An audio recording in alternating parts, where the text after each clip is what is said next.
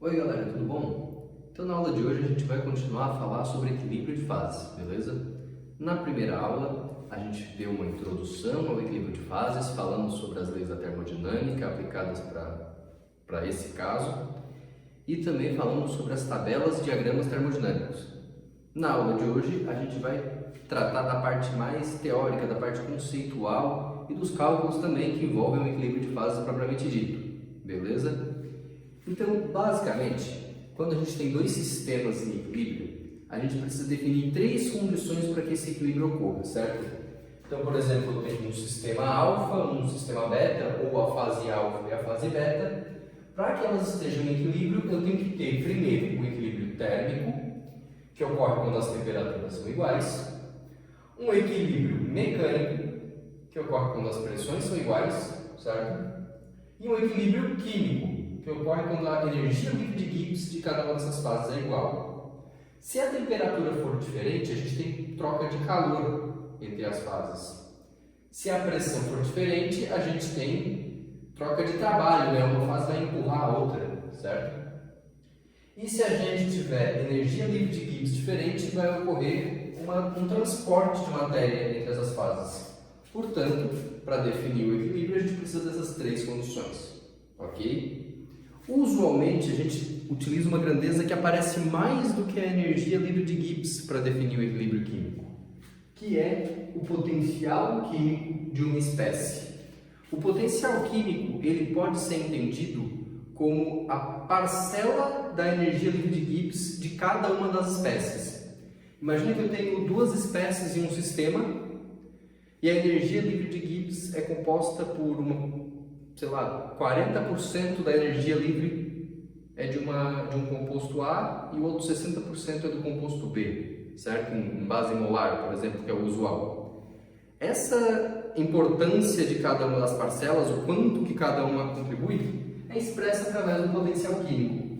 Então, o potencial químico é a energia livre de Gibbs parcial, é a parcela molar de uma espécie, certo? O potencial químico da espécie I é a energia livre de Gibbs da espécie I dividido pelo número de mols, né? Dividido pelo número de mols da espécie I, ok? Então, para o potencial químico é a energia livre de Gibbs molar de uma espécie. No equilíbrio, logicamente, o potencial químico de cada uma das espécies na fase alfa tem que se igualar com o potencial químico de cada uma das espécies na fase beta. Beleza? Bom, vamos ver como é que a gente calcula, como é que a gente determina o potencial químico para os gases ideais. Para isso, a gente vai partir dessa relação termodinâmica aqui, tá? Que já é conhecida de vocês. Basicamente, eu vou começar fazendo o seguinte, né? Eu vou passar o ΔP lá para o outro lado. Então, eu vou escrever dG é igual a V dP.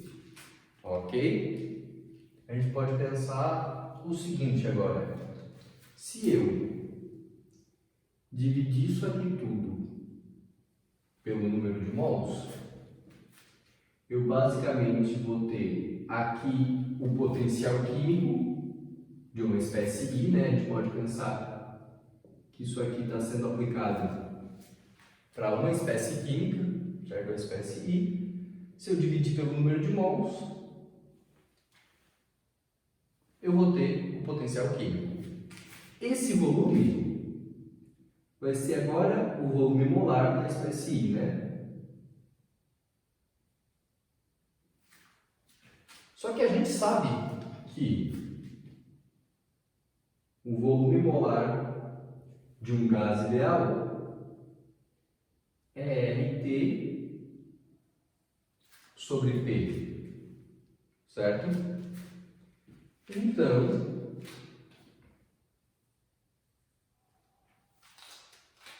a gente pode calcular o seguinte, né? dmi é igual, no lugar do V eu vou colocar aqui, ó, RT sobre P dT. Beleza? E aí a gente faz aqui o que todo mundo já sabe que tem que fazer, né?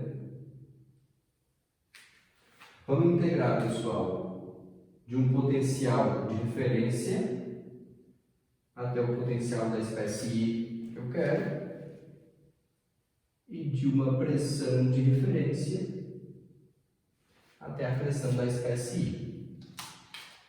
Aqui, derivada de dmi é só o mi, então vai ficar mi menos mi0, que eu já vou passar para o outro lado, né? Então vou escrever assim, ó. O potencial da espécie I é igual o potencial da espécie I em um estado de referência, certo? É mi menos mi0, eu já passei o mi0 para cá, mais RT, galera, constante, né? dp sobre p, integral de dp sobre p, ln de p, né? Substitui os limites, então vai ficar ln de p da espécie I, p0 da espécie I. Então está aqui o potencial químico de um gás ideal, ok? Percebam que esses valores aqui são valores de referência. Então, vou passar um tracinho aqui. Ó. O Mi0i e o P0i são valores de referência. Ok? Em geral, essa referência, pessoal, ela vai ser a uma pressão baixa. O livro coloca assim, né? P low, low é baixo em inglês, certo? E com a espécie I pura. Beleza? Aí percebam o seguinte: se eu estou falando que isso aqui é a referência, pessoal, é a espécie I pura, quando eu divido a pressão dela pela pressão total, pela pressão que ela tivesse, ela teria se estivesse pura, isso aqui, ó, no caso, vamos colocar assim, né, a pressão de um componente I é a fração molar dele vezes a pressão total, vezes a pressão que ele teria puro. Ou seja, eu posso substituir isso aqui, Mi da espécie I é igual Mi0 da espécie I mais RT ln, e isso aqui, galera, para o caso em que a tua referência é a espécie I pura, é a fração molar, né? Pi sobre P0 é o Y, né? Pi sobre P0 é o Y, ok?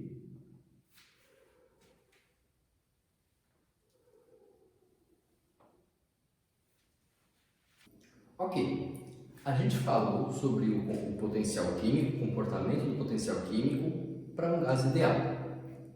E se eu não tiver idealidade? Se eu tiver um desvio da idealidade?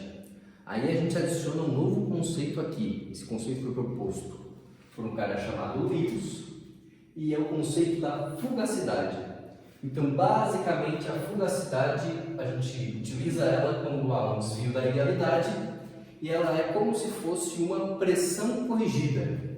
Então, na nossa equação lá para o potencial químico, onde eu tinha PI e PI0, PI de referência, né?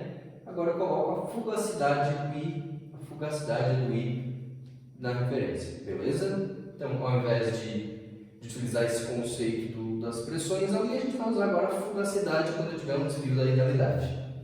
No equilíbrio, a fugacidade de um componente na fase alfa é igual à fugacidade desse componente na fase beta. Percebam que a gente está falando de três coisas que representam o equilíbrio químico, né? Falamos da energia livre de Gibbs, que se iguala, do potencial químico, que aparece bastante, e agora desse conceito novo que é a fugacidade. Então, a fugacidade de uma espécie, ela se iguala quando de uma espécie em uma fase, se iguala com a fugacidade dessa mesma espécie em outra fase, quando há o equilíbrio. Para determinar essa fugacidade, a gente vai falar sobre o coeficiente de fugacidade. Então, é representado pela letra φ, e ele mede justamente a diferença, galera, a razão entre a fugacidade de uma espécie pela pressão dessa espécie, ok? Basicamente, percebam que se a fugacidade e a pressão forem iguais, o coeficiente de fugacidade vai ser 1, a gente tem um gás ideal. Para um gás ideal, a pressão é igual à fugacidade. Percebam que fugacidade, portanto, tem unidade de pressão, ok? Se não for 1, a gente tem esse desvio da idealidade. Portanto, o nosso objetivo aqui é encontrar esse coeficiente de fugacidade. Dessa forma, eu encontro a fugacidade e consigo determinar o equilíbrio de fases. Como que eu posso encontrar ele, então? A gente tem 3 fórmulas, basicamente. O primeiro é através das tabelas de entalpia e entropia, porque a definição de energia livre de Gibbs, né, G é igual a H menos TS. Bom, se eu dividir pelo número de mols, representar a entalpia molar e a entropia molar com letras minúsculas, ó, eu consigo achar o potencial químico aqui. Achando o potencial químico, eu consigo encontrar também a fugacidade. Eu posso utilizar equações de estado, certo? A gente falou do gás ideal, mas eu poderia usar uma equação de Van der Waals, uma equação de Redlich-Kwong, por exemplo, e encontrar também esse coeficiente de fugacidade. E o mais comum que a gente vai falar aqui são das correlações generalizadas. Mais especificamente, o nosso livro texto, que é o Smith-Van Ness, ele trata das correlações generalizadas de Lee e Kessler. Beleza? Então, a gente vai determinar, nós vamos determinar através dessa equação a fugacidade da espécie I. Temos aqui 3 valores e são todos tabelados, ó. Esse cara aqui a gente vai encontrar na tabela B1, esses dois aqui na tabela E13 a E16, ok? Então, são todos tabelados. Muito bem, vamos falar agora então sobre a fugacidade na fase gasosa no primeiro momento. Foi definido há poucos instantes que a fugacidade de uma espécie, o coeficiente de fugacidade, perdão, é a fugacidade pela pressão dessa espécie, ok? Vou passar então essa pressão para cá, ó. E a gente vai ter que a fugacidade da espécie é o coeficiente de fugacidade vezes a pressão dela.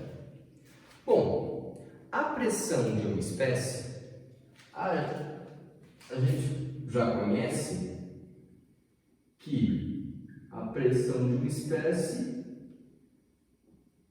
é a fração molar dela vezes a pressão total daquela mistura, certo? Existe uma regra chamada regra de Lewis. E essa regra diz pra gente o seguinte: regra de Lewis. Basicamente, a fugacidade de uma espécie em uma mistura gasosa é aproximadamente igual à fugacidade dessa espécie pura. Então, se eu determinar a fugacidade de uma espécie pura, eu posso considerar que ela é quase igual para uma espécie gasosa. Portanto, essa fugacidade da espécie I é a mesma fugacidade dela sozinha, né? I em solução, I na mistura. Eu posso considerar que a fugacidade dela é igual a se I se eu estivesse sozinho. E a pressão da espécie I é Y, né? A fração molar vezes a pressão total. Portanto,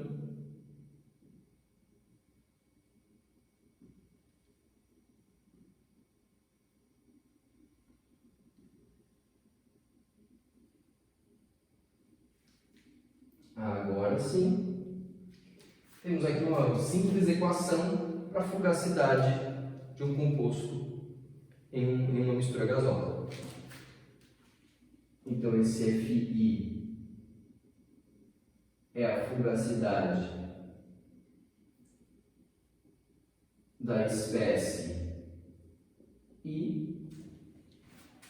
Esse cara a gente acabou de falar, é o coeficiente de fugacidade. Aqui é a pressão total. Percebam, fugacidade tem unidade de pressão, né? Isso aqui não tem unidade nisso, certo? E esse cara aqui é a fração molar do I. Ok.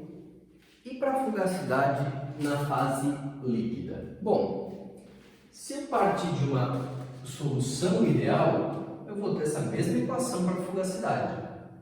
Considerando que a referência é o I puro, a gente pode fazer um paralelo com o que foi feito lá nos gases e perceber que isso aqui, ó, vai ser, portanto, a fração molar do I, certo? A fração molar, em geral, a fração molar de uma espécie gasosa, na mistura de gases, a gente representa por Y, quando a gente está falando do líquido, por X. Portanto, a fração molar do I na solução agora líquida é Fi sobre F0. Vou ter esse F0 para representar a referência, que é o I puro. E com isso, a fugacidade do I é a fração molar vezes a fugacidade dele puro. Fugacidade da espécie I na solução, fração molar dela, fugacidade da espécie I pura. E o que acontece quando a gente tem o desvio da idealidade? Né? Isso aqui é para a solução ideal. Tendo o desvio da idealidade, é inserido um termo que se chama coeficiente de atividade. Então ele aparece para medir justamente o desvio da idealidade. Esse coeficiente de atividade, assim, semelhante ao coeficiente de fugacidade, é a fugacidade de uma espécie real pela fugacidade de uma espécie, considerando o caso ideal, né? Real sobre ideal. Se isso aqui for 1, portanto, se isso aqui for 1, a gente tem a solução ideal. Ok? Bom, a fugacidade da solução ideal é essa aqui. Então,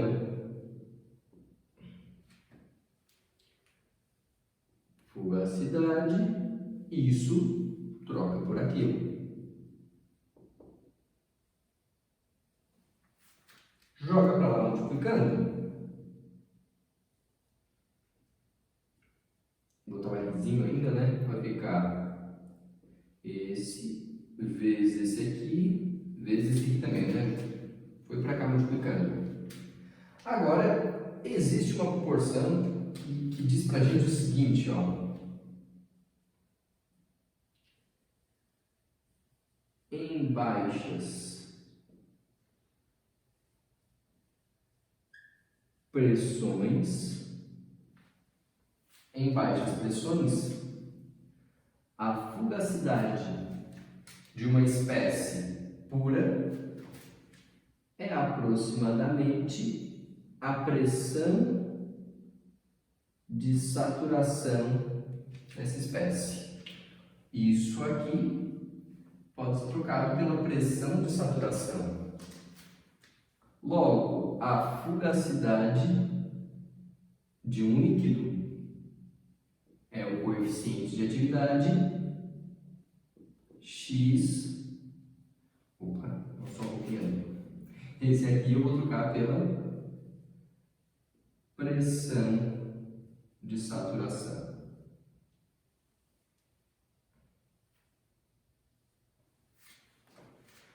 Percebam que nós temos a fugacidade de um gás e a fugacidade de um líquido. Determinamos isso na aula de hoje.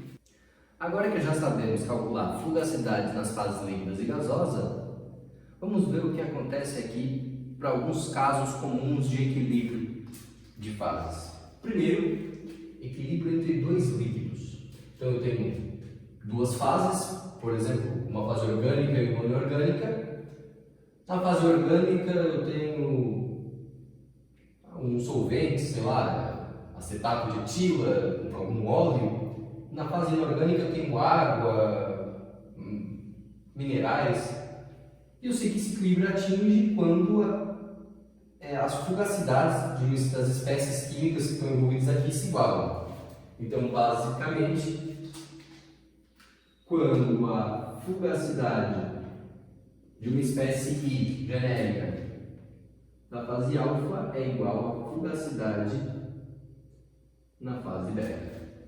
Bom, a fugacidade de uma espécie no estado líquido, uma espécie líquida, a gente conhece.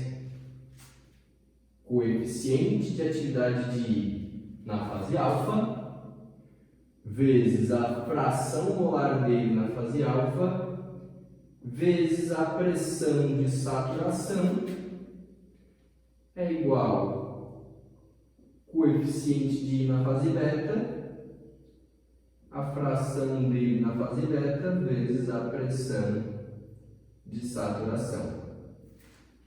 Percebam que aqui a pressão de saturação, eu estou falando daquele componente I puro. Então, tanto faz se ele está na fase alfa ou beta. Logo, coeficiente de atividade da fase I vezes fração molar do componente I, na fase alfa, coeficiente de atividade do componente I na fase beta, fração molar do I na fase beta. Assim está definido o equilíbrio líquido-líquido. O equilíbrio líquido-vapor, tão importante lá nas operações unitárias, nos processos de destilação. O que vai acontecer? Bom, aqui eu vou até trocar alfa e beta por líquido e vapor. Logicamente, a fugacidade do líquido deve se igualar à fugacidade de cada espécie na fase vapor. Com fugacidade na fase líquida, coeficiente de atividade vezes fração molar. Não vou nem botar o L, logicamente isso aqui, o X indica que é fase líquida, o coeficiente de atividade é para a fase líquida, vezes a pressão do componente I, pressão de saturação do componente I. Bom, para a fase de vapor, entra aí o coeficiente de fugacidade, o Y, e a pressão total, lembrando, essa pressão é a pressão total na fase de vapor. Está aqui definido, então, o equilíbrio líquido do vapor. Percebam que, se eu estiver falando de um gás ideal, tire isso aqui fica 1. Se eu estiver falando de uma solução ideal, tire isso aqui fica 1. Ok? A nossa próxima aula é justamente para estudar esses casos especiais.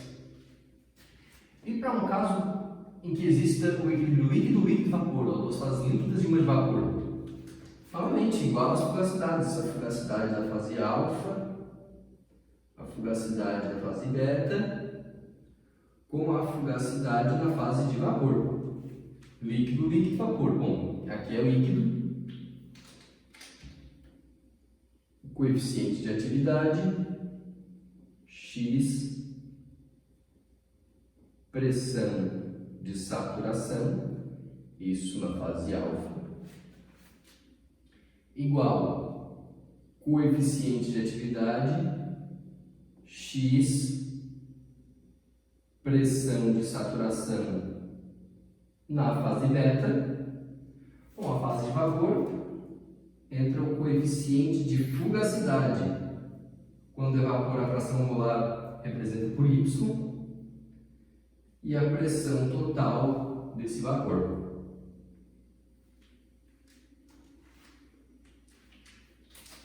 Essa foi a nossa aula de equilíbrio de fases, a nossa aula de equilíbrio de fases 2, na verdade, a segunda aula de equilíbrio de fases.